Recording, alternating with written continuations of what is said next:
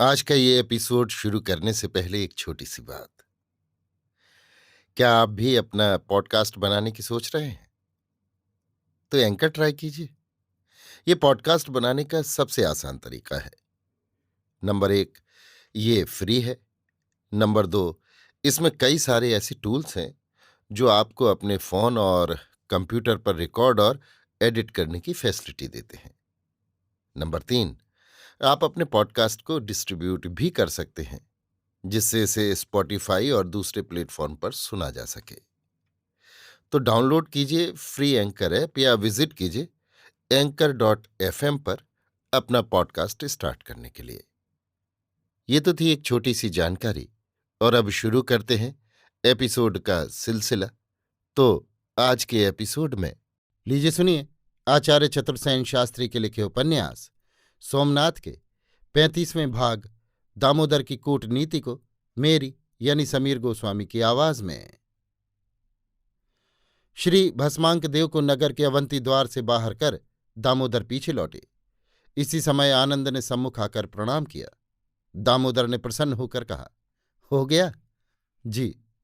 कुछ देर दामोदर कुछ सोचते रहे, फिर उन्होंने कहा, आनंद, सुना है नांदोल में सैनिक तैयारियां बड़ी धूमधाम से हो रही हैं। इस समय यदि कोई शस्त्रों का सौदागर अच्छे शस्त्रास्त्र वहां जाकर बेचे तो लाभ ही लाभ है। महाराज, एक अच्छा सौदागर आज ही अपने साथ बहुत से शस्त्रास्त्र लेकर जाने वाला है। ये तो बहुत अच्छी बात है। वहां इस समय अर्बुद राजकुमार श्री कृष्ण प्रसाद देव भी विराजमान हैं। वे नांदोल के युवराज श्री बाला प्रसाद के परम मित्र हैं। दोनों मित्रों को शस्त्र विद्या का भी बड़ा शौक है। यदि वो गुणी उन्हें शस्त्र संचालन से प्रसन्न करके उन्हें अनुकूल कर ले तो भविष्य उसका बहुत उन्नत हो सकता है। पाटन राज्य की ओर से उसे प्रमाण पत्र दिया जा सकता है। सौदागर निश्चय ही इन दोनों राजकुमारों को अपनी अस्त्र विद्या से प्रसन्न कर लेगा। परंतु आनंद, नांदोल के राजकुमार और अर्बुदेश्वर के पाटवी दोनों ही परम रसिक हैं। वे गान वाद्य के भी बड़े प्रेमी हैं।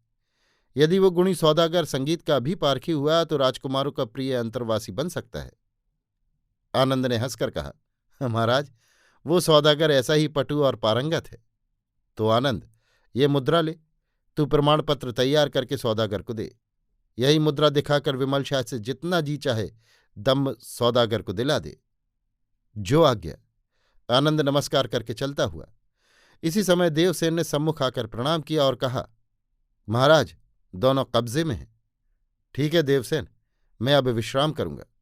तू जा विमल शाह के घर और उनसे कह कि महामंत्री वीकर्ण शाह पर कड़ी नजर रखें और उसके घर पर भी पहरा बैठा दें। देवसेन प्रणाम करके चला गया। दामोदर ने अपने आवास में जा विश्राम किया। अभी सूर्य की एकाधी किरण पूर्व दिशा में फूटी थी।